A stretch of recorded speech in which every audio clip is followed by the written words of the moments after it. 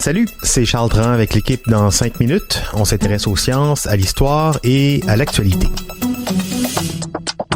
Aujourd'hui, on parle toxicomanie, avec l'enfer d'une drogue qui refait surface, le crack. Vous l'avez peut-être lu dans le journal récemment, la consommation de crack augmente de manière fulgurante au Québec. De plus en plus de gens en consomment en plein jour, sur la rue, à Montréal et ailleurs.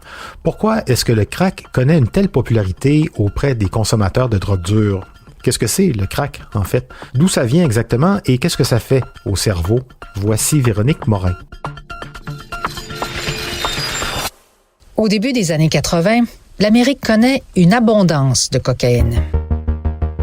Cette drogue était considérée comme cool, chic et glamour, et les gens expérimentaient différentes façons de la consommer.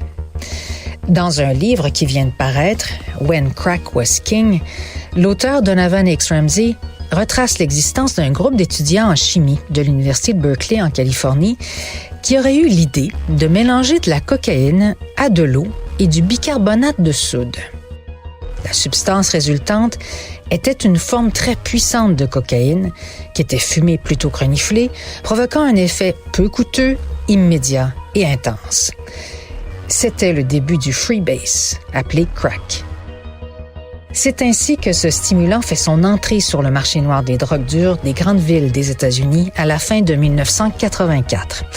Très rapidement, le crack, relativement facile à concocter, se répand comme une traînée de poudre, particulièrement dans les quartiers pauvres, parce qu'il procure une sensation puissante et presque instantanée de plaisir, surtout lorsqu'il est inhalé.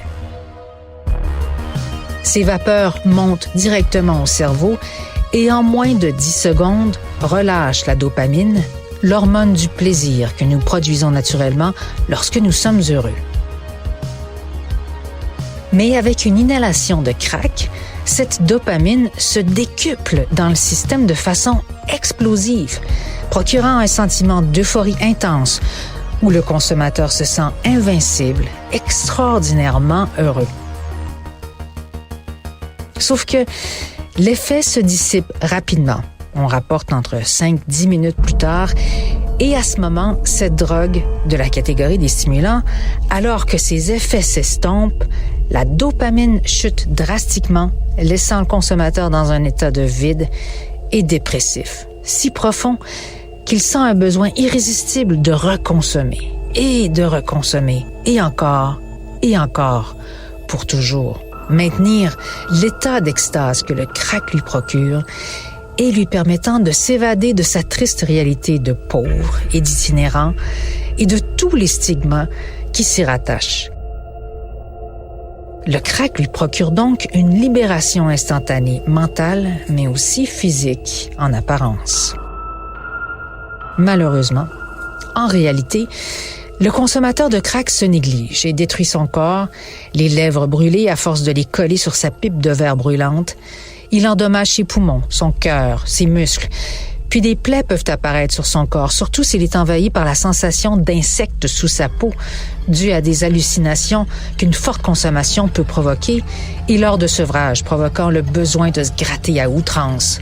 La paranoïa, l'anxiété et la psychose font partie des symptômes psychologiques les plus courants liés à la consommation de crack.